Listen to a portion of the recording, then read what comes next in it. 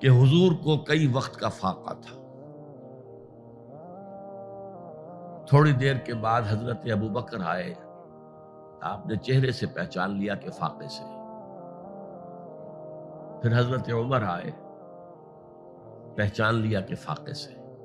شاید حضور خود اپنے لیے نہ اٹھتے نہ جاتے، اپنے دونوں ساتھیوں کو لے کر ایک انصاری کے باغ میں پہنچ گئے.